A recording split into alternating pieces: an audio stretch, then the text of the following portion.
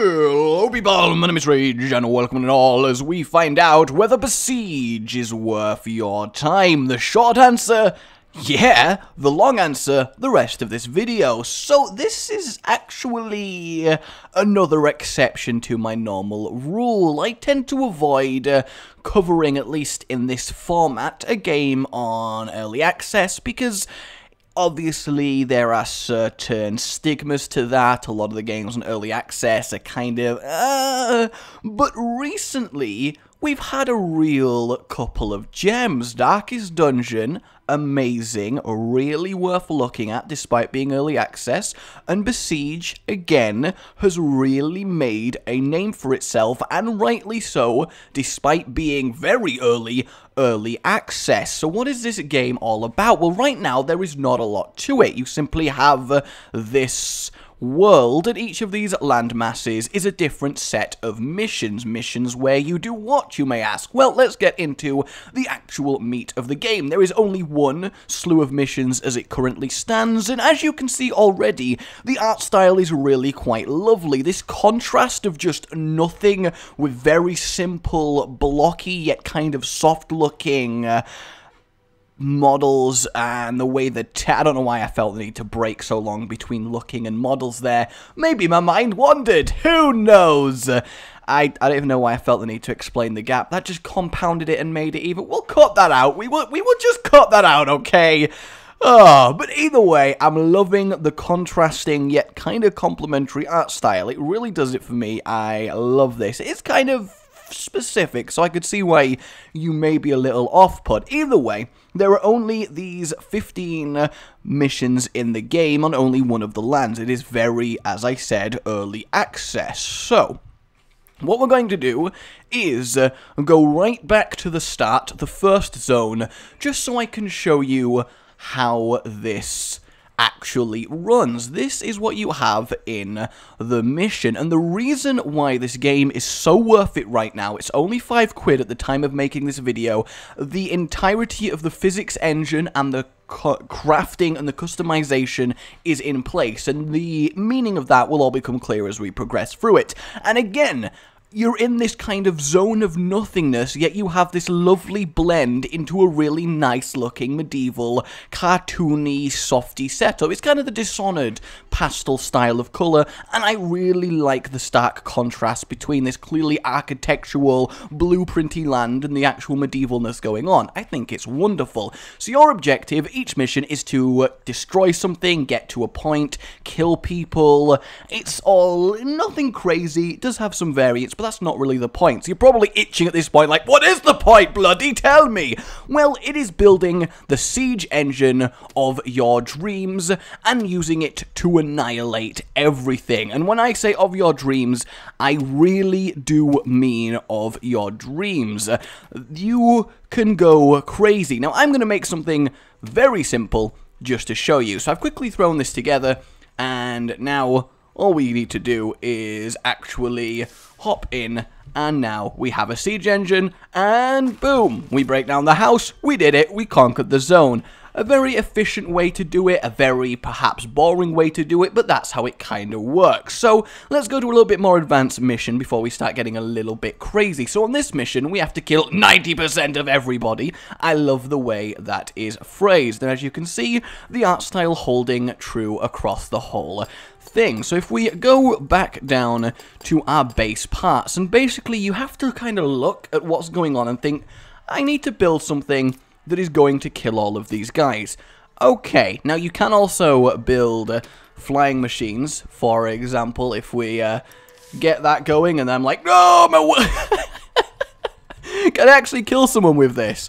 Yay! I kind of massacred a few of them with the fan blades. God, no, Theobald, Everard! They all have their own individual names as well, which makes them really quite cool. But the enemy archers have destroyed my siege engine, so, you know, not ideal there. But we're not going to do a flying one for this. No, we are not. This is very much a ground time. So we've got all of our weapons here, spike balls, blades, circular saws, which are freaking cool. And what's neat, you can really get quite simple, because these guys guys, they just run at me. So if I said, this is my siege engine, drop that down and then just watch them walk onto the blades and kill themselves, there's a certain little satisfaction to that. But obviously you're wanting a little bit more meat, but I'm just trying to get across, you really can get a little bit crazy with this. So there are a lot of moving parts that you can actually have going on here. So, for example, if I put a spinning block here, get the blades that we literally just had, except now I have attached them to the spinning block. Once we actually start, it's just going to be going mental, and it's going to be much more of an effective weapon. So you can see how you slowly build things up. So we're going to leave that there, and what we might actually do is create maybe sort of a spider tank type thing, and this really, as you can see, I'm already getting really much into it again, is the very crazy awesome appeal of this game. The customization and crafting of your siege engine is just truly and utterly wonderful. You've got armor plating if you feel the need for something like that. Kind of want to get a wheel on here, but unfortunately it's a little bit too high to the thing, so we're going to have to go down a little bit. Now you can't just add various padding and stuff, you can really go for the visual thing, but I kid you not that this is freaking unbelievably, awesomely, just irrevocably fun. It is so satisfying. So now I've made this, they're all just going to go in a circle, and now I've just got a straight-up Destructo Blade of Death that's just going to cut an absolute swath through all of them. Is that not just really satisfying? Now, obviously, the disadvantage here is that it's a little bit too high to get them all. Oh, we got a little bit of a cut. We got a little bit of an angle there, which is really lovely. And as you can see, our bar is going up. So I bet you're already thinking, man, I want to look through all of these and see the really sort of cool combinations I can come up with here. And it really does go for that. So now if I get a cannon here and add this, I can randomly fire the cannon at whatever angle happens to be going on there. It's not the most effective way of using it, however, if instead we were to whack a flamethrower on here. Oh, you can't, unfortunately. Oh, however, it's going to look cool. Alright, here we go. Here we go. I forgot the it's Y. I knew that, guys. Don't worry about it. The Flaming Death Spin Car of Doom! Alright, I think you've pretty much got the picture. So let me actually show you how I solved this map myself, because I think I kind of did it in a little bit of a genius way. So these flaming balls, all I did is this. Just put 4 flaming balls. We start, they just chill there, the soldiers run into them, set themselves on fire, the fire spreads to all of the other soldiers, and one by one, they all deliciously burn to death, which counts as 90% of... Oh no! These two that managed to survive got away with it! Ah, that sucks, but you can obviously tell that's how I had it going on there. So we are going to return to level select, and we're actually going to work on the level I've not attempted yet, and we'll actually try and work through the problem, because that's another real advantage to this game, the actual problem solving of the best siege engine for the job, and whether you want style or just straight cold working. So how am I going to steal this iron ore? This is actually a new mission type for me. So I think first things first, we just want to test the waters, and the easiest way to obviously test the waters is just get a very basic siege engine. You can drive forward into the map and have a look at what is going on. So we are... Okay, I kind of didn't expect that to happen, really, but that's fine. I'm okay with that. Let's extend it a little bit. We're going to have the world's longest just... Oh, that's... Well, I don't suppose it will matter, will it? Just... Yay! Okay, so we're supposed to get to there. I'm assuming that these... You can't turn left and right, by the way, so you've got to make sure everything actually does work. But the real question of the matter is, what actually counts as the iron ore? Is it these balls that are on the track, because that would obviously make sense. So let's see what happens if I angle myself at one and actually drive into it, if we get any cool interactions going on. And you've got to kind of figure this out. So if I can push that into there we go. So we've managed to achieve one of them, but then we need to come up with a contraption that's going to let us grab both of them. So this maybe now is a little bit more of a conundrum. So we're going to center ourselves again and have a look. And I guess what this game reminds me of is kind of the gummy ship part of Kingdom Hearts 2, which I absolutely loved. It was my favorite part of the game, coming up with really unique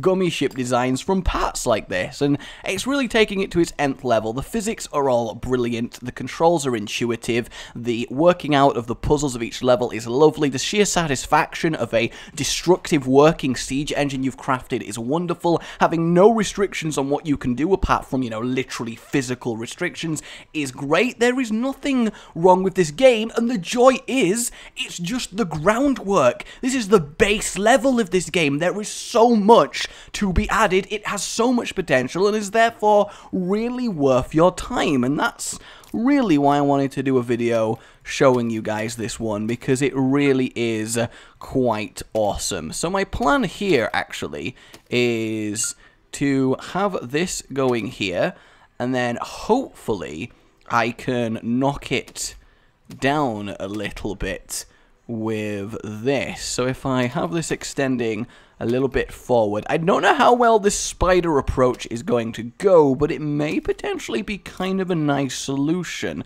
I have to say the funnest ones are where you do have to slaughter things, because obviously you get to have a play around with the weaponry, and that's always really, really nice. So let's just see how this goes. Dun dun dun dun dun dun dun dun dun dun dun dun. It's kind of, ooh. Okay, so we got the ore, guys. We've got, oh, well, that,